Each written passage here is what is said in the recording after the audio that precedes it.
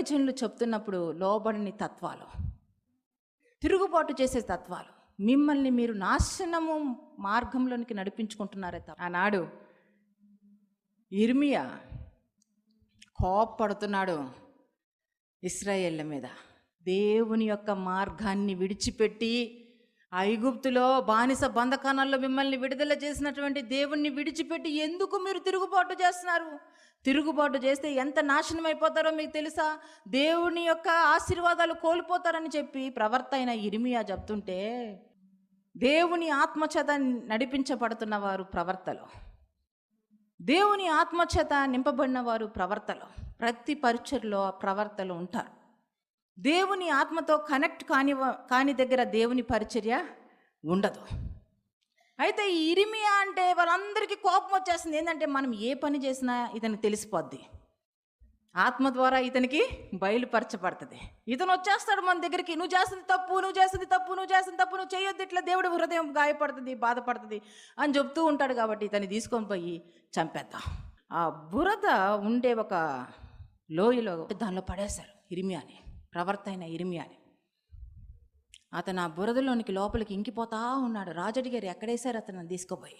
ప్రవక్త అయిన యిర్మీయా మన పాపాలు ఖండిస్తున్నాడని, మన పాపాలను ఎత్తి చూపిస్తున్నాడని, ప్రభుకి దగ్గరగా జీవించాలి, అదే ఒక దేవుని యొక్క ఉద్దేశమై ఉంది. దేవుని యొక్క సన్నిధిలో మీరుండి, దేవుడు ఇచ్చినటువంటి శ్రేష్టమైనటువంటి పరిశుద్ధ స్థలంలో మీరుండి పాపము చేస్తారా అని చెప్పిన యిర్మీయాని తీసుకుని పోయి ఎక్కడ పడేశారని రాజు అడుగుతుంటే రాజుకు చెప్తున్నారు, బురద లోయలో వేసేసా, ఊరుకుపోతాడు, చచ్చిపోతాడులే అని అంటే, రాజు అన్నాడు, చనిపోతాడు కదా, ఎందుకు అతన్ని అలా చంపేసి తీసుకురండి.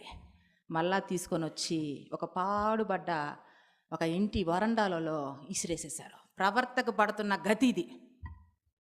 దేవుని పేరట ప్రజల మధ్య నిలబడినటువంటి ఒక ప్రవర్త, దేవుని అభిషేకము పొందుకున్న ఒక ప్రవర్త, ప్రజలు ఇస్తున్న గౌరవము, రాజులు ఇస్తున్న గౌరవము ఎలా ఉంటుందో చూడండి.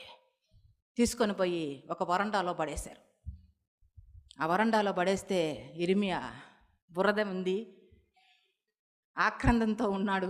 అయ్యో, దేవునికి ఇష్టలుగా జీవించండి అని చెప్తే ఇంత నరకం చూపిస్తారా? దేవుని కోసం ఒక యథార్థమైన జీవితము జీవించండి.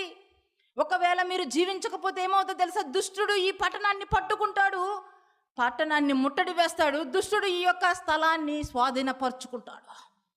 కాబట్టి మన జీవితంలో మనము దేవుని మాట ప్రకారం జీవించినప్పుడు, ఆ దేవుని మాట ప్రకారం జీవించడమే మన చుట్టూ అగ్ని ప్రాకారాలుగా నిలబడుతుంది. దేవునికి మహిమ కలుగును గాక. ఒక కుటుంబంలో ఒక వ్యక్తి దేవుని మాట ప్రకారము జీవిస్తూ దేవుని కోసము ప్రయాసపడుతూ ముందుకు సాగితే, ఆ వ్యక్తి ద్వారానే ఆ చుట్టూ దేవుని యొక్క అగ్ని ప్రాకారాలు నిలవబడతాయి.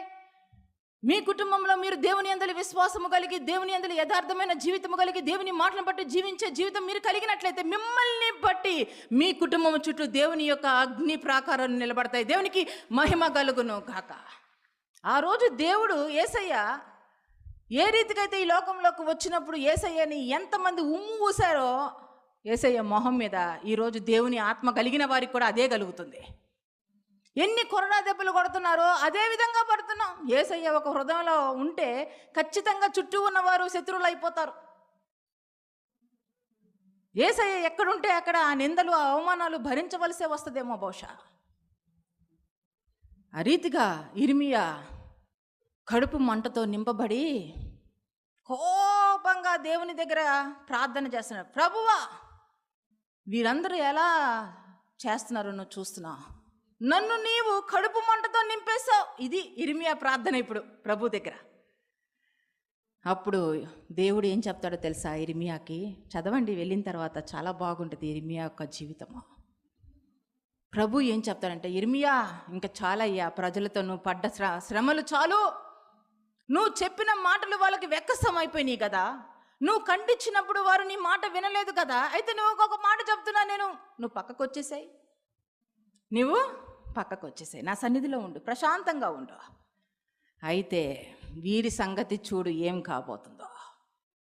వెంటనే బబులోను రాజు వచ్చేసి మొత్తాన్ని హతులు చేసేసాడు, చంపేశాడు. మందిరము పట్టబడింది, మందిరంలో ఉన్న ఉపకరణములు కూడా దోచుకున్నాడు రాజు. అంతేకాదు, రాజవంశంలో ఉన్న వారిని కూడా బంధకణాల్లో బంధించి తన దగ్గర ఉంచాడు. శత్రువులకి దొరికిపోతారు, జాగ్రత్త. ఆత్మీయంగా సెట్ చేస్తున్న వారు ఎల్లప్పుడూ మీకు ఉండాలని చెప్పి మీరు కోరుకోండి. మాకు కావాలి ప్రభువా, మా పాపాలు ఎత్తి చూపించేవా దైవజనులు మాకు కావాలి, మమ్మల్ని సరైన మార్గంలో నడిపించేవారు కావాలి, నిత్య జీవానికి వారసులు చేసే దైవజనులు మాకు కావాలని. నేను ప్రేమించు కుమారుని శిక్షిస్తాను, నేను ప్రేమించు కుమారుని మమ్మల్ని సరైన మార్గంలో నడిపించేవారు కావాలి, నిత్య జీవానికి వారసులు చేసే దైవజనులు మాకు కావాలని. నేను ప్రేమించు కుమారుని శిక్షిస్తాను, నేను ప్రేమించు కుమారుని గద్దిస్తాను, అట్టి గద్దింపును తృణీకరించువాడు పశుప్రాయుడు. అట్టు గద్దింపును తృణీకరించువాడు పశుప్రాయుడు. దేవునికి మహిమ కలుగును గాక. ప్రార్థన. స్తోత్రము స్తుతి స్తోత్రము చెల్లించుడి యేసుకే, స్తోత్రము స్తుతి స్తోత్రము చెల్లించుడి యేసుకే. రాజాది రాజు దేవాది దేవుడు, రాజాది రాజు దేవాది దేవుడు, స్తుతులకు పాత్రుడు. స్తోత్రము స్తుతి స్తోత్రము చెల్లించుడి యేసుకే, స్తోత్రము స్తుతి స్తోత్రము చెల్లించుడి యేసుకే. మనుష్య కుమారుడై మనుషుల పాపముకై మహిలోన వెలిసెను,